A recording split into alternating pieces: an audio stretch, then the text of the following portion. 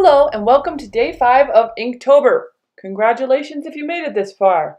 I almost didn't, and I've been actually doing a few drawings a day to catch up. I found that was holding me back as I was taking what I draw too serious. Like I um, was sitting here and like, what should I draw? And was just taking way too much time with that. So then I wouldn't draw anything. So today I just grabbed a candy corn out of the candy dish, and me and my son came up and drew candy corns. He did a really cute candy corn cat, and he even posted a video about it and about his experience in Inktober and using ink. He is 7, so I will put the link to that below, and you can go check out his video if you haven't already seen it. It's on my channel.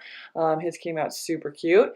And yeah, so I drew this candy corn. It didn't take very long, just drawing the cone shape and then adding the curves to give it dimension. And I decided to do a 3/4 view because those are always kind of challenging, and I just thought that would be fun to do. So when you do a 3/4 view, just make sure that you have like part of the eye that's facing away showing and not the whole thing. And your smile, you kind of want it to be going away. So it won't be as full on the other side as well. And then the cheek, I did a little rosy cheek, so you really wouldn't see much of that on the other side. Just keeping those things in mind will add good dimension. And then when you're lining, I'm using that Pentel pocket brush again, and just keeping where the light is a little thinner, the line thinner, and then I'm going thicker where the shadow would be, so underneath mostly is where I went the thickest. And in my son's video, you will see he is mastering the Pentel pocket brush as well, and I love seeing how kids use art supplies because they're so natural and free, so it's just fun to watch how he uses that and experiments with the ink and everything, so it's really cool, yeah, if you want to check that out.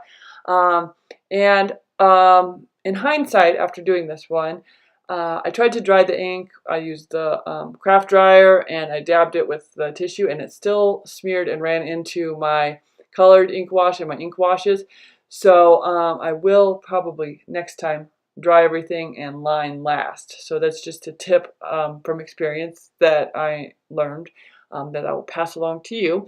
But so yeah, I use the Pentel pocket brush, and then I go in with Black Star ink by P.H. Martin to do the grays, and water that down to the level of value that you'd like, and add that. I just add it like a watercolor wash, just keeping in mind that you can't pick it up at all. So while it's wet, you can keep adding a little more in if you need to, if you want a smooth wash, but once it dries, you're going to layer over, which is fine too, and you can add a darker value still that way.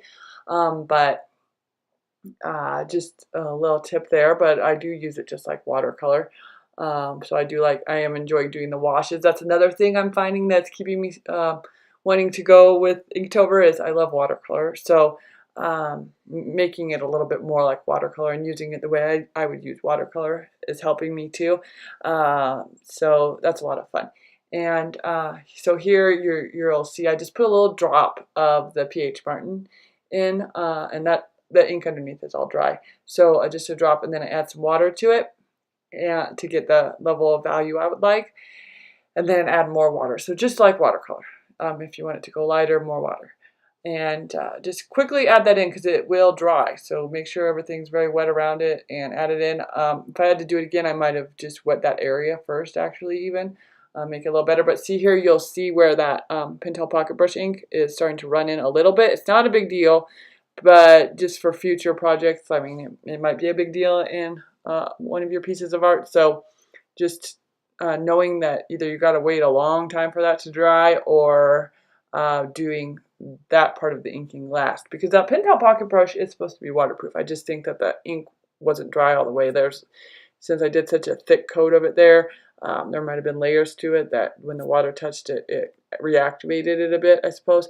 So that's something to know. And then going in lighter here where the yellow of the candy corn is. And I did in the end decide to add some pops of color. So I didn't do the candy corn in colors. I kept that just monochromatic, but I did add, you'll see some color to the little pail and to his cheek. So I will drop off here, but you will see that I just finished it up using washes. Same technique as you would for watercolor, basically. Just having to be careful of those ink lines. If you're participating in Inktober, I would love to hear below in the comments and follow your journey. If you have any questions, I am doing some free drawing lessons in celebration of Inktober and October and all the fun holidays coming up. So if there's something you would like to learn to draw, would love to see that in the comments below, and you can look for some videos coming up. The requests I've already received that are on the list are animals, so probably mostly cats, it seems like.